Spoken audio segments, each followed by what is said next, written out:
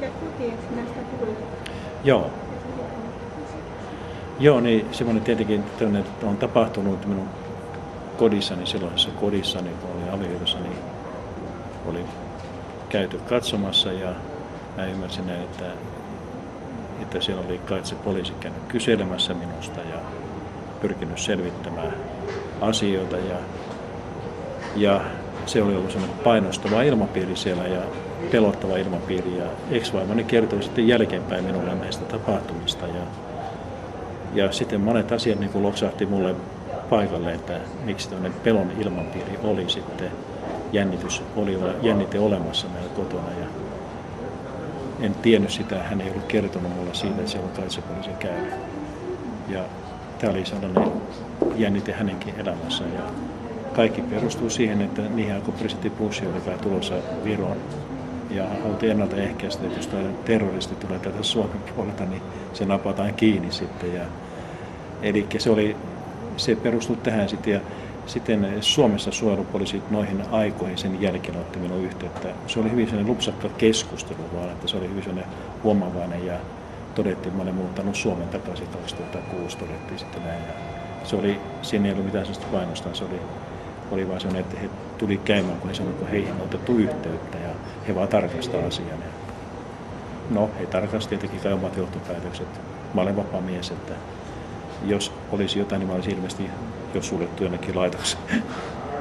Mutta tämä oli Eestissä tämä kertoi minulle sen, että tämä maa on menossa johonkin toiseen suuntaan ja presidentin vallanvaihdon jälkeen aivan selvästi nykyinen presidentti on vienyt Eestiä sellaiselle tielle, mikä johtaa ennen pitkään demokratian häviämiseen ja todetaan totaalista valtiojärjestelmää, mikä on hyvin vaarallinen asia.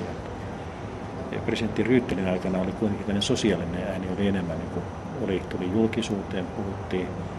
Muistan hänen puheensa, hän sanoi, että jos Eestissä joku kärsii tai voi huonosti, niin silloin koko Eesti kärsi. Hän puhui usein tällä tavalla. Ja se oli hyvin koskettavaa uuden vuoden puheen aikana, kun Ryyttelin piti, ja se sai minun melkein tuomaan kyynelet, koska hän puhui niin kauniisti silloin. Silloin Eesti oli minusta vapaampi maa, siellä oli todella vapautta.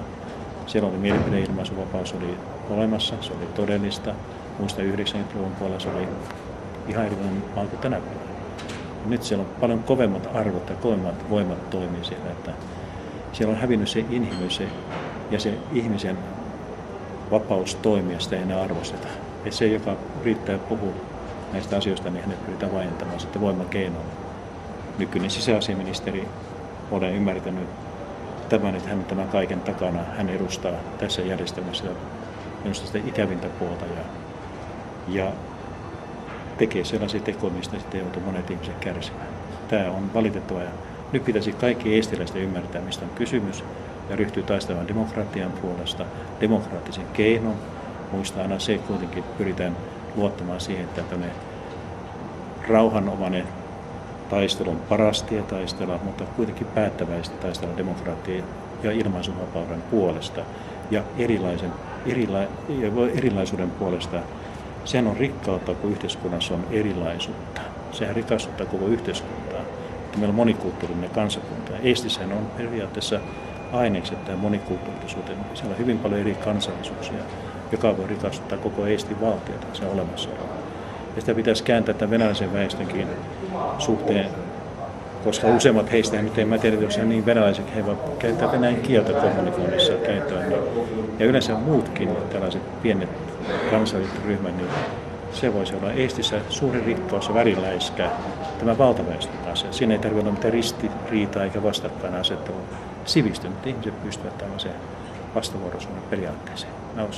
Eestillä on parempi tulevaisuus, jos Eestin demokraattiset voimat saavat ohjata kansaa demokraattisesti. Kiitos.